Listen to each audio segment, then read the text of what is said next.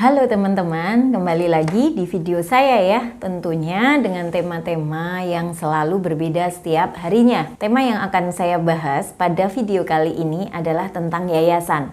Karena saat ini sedang banyak sekali klien yang masuk pada kantor jasa akuntan saya ini adalah yayasan. Walaupun memang banyak juga klien dari perusahaan maupun pribadi juga. Saya akan bahas 8 permasalahan pengelolaan keuangan yayasan yang harus dihindari oleh teman-teman bila menginginkan yayasannya tetap berdiri dan bisa eksis ke depannya. Penasaran seperti apa? Jangan skip video ini ya, like, komen, dan subscribe YouTube saya supaya saya bisa lebih semangat lagi membagikan informasi yang bermanfaat lainnya secara gratis kepada teman-teman.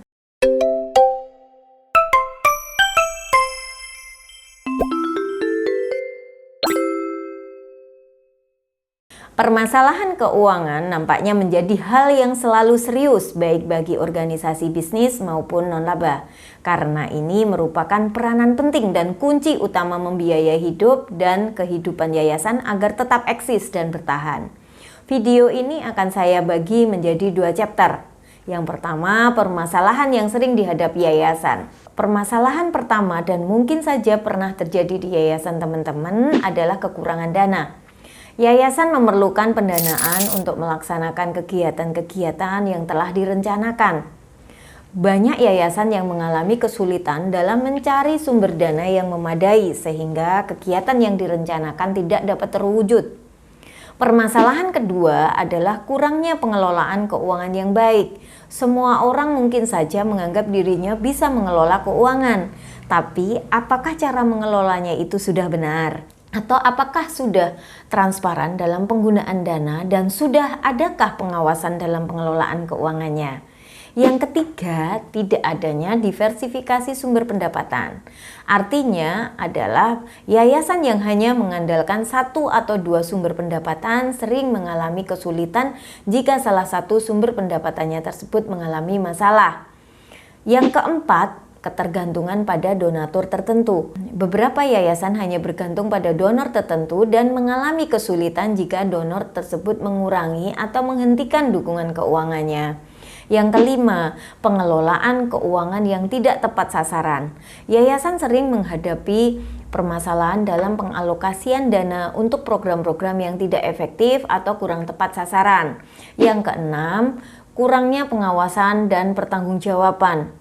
Banyak yayasan yang tidak menyajikan pertanggungjawabannya dengan benar seperti hanya melaporkan terkait pemasukan dan pengeluaran saja tanpa adanya penyusunan laporan keuangan program serta organisasi. Yang ketujuh, kurangnya SDM dan bahkan minimnya pengetahuan dan pengalaman membuat permasalahan keuangan yayasan semakin kompleks. Lalu, bagaimana solusi yang bisa dilakukan yayasan untuk atasi 7 permasalahan tadi? Chapter 2 ini cara atasi 7 permasalahan yayasan. Yang pertama, sebenarnya ada banyak cara untuk memperoleh dana agar yayasan tetap bisa berjalan. Seperti bisa melakukan kampanye melalui media sosial, melakukan webinar untuk memperkenalkan yayasan pada masyarakat luas, bisa mengkaryakan aktivis yayasan untuk berkreasi dan menjual merchandise untuk mengumpulkan dana atau disebut dengan fundraising, serta mengadakan event online lainnya yang dirasa memiliki budget paling minim yang bisa mendatangkan dana. Yang kedua, kurangnya pengelolaan keuangan yang baik dapat menyebabkan yayasan runtuh perlahan apabila sampai tidak adanya transparansi dana yang membuat riskan terjadinya penyalahgunaan dana.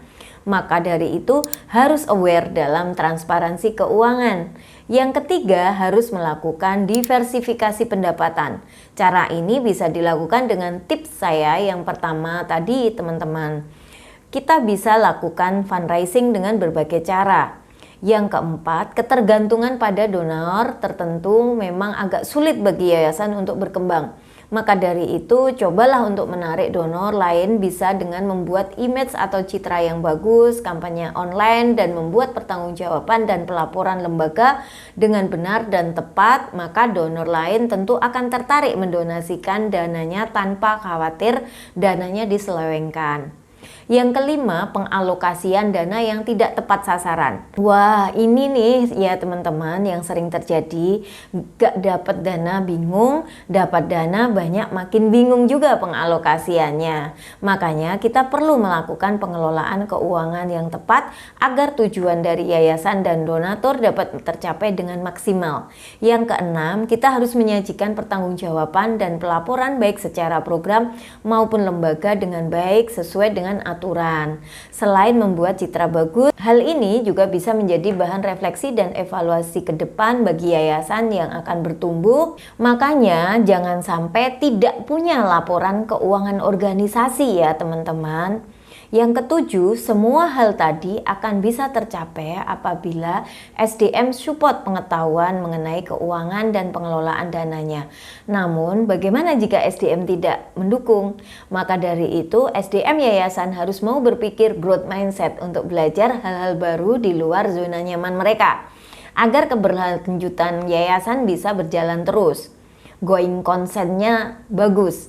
Semoga bermanfaat ya teman-teman. Sampai jumpa di video saya selanjutnya. Jangan lupa like, komen, subscribe agar saya makin semangat bagikan informasi bermanfaat lainnya untuk teman-teman. Salam sehat dan salam growth mindset.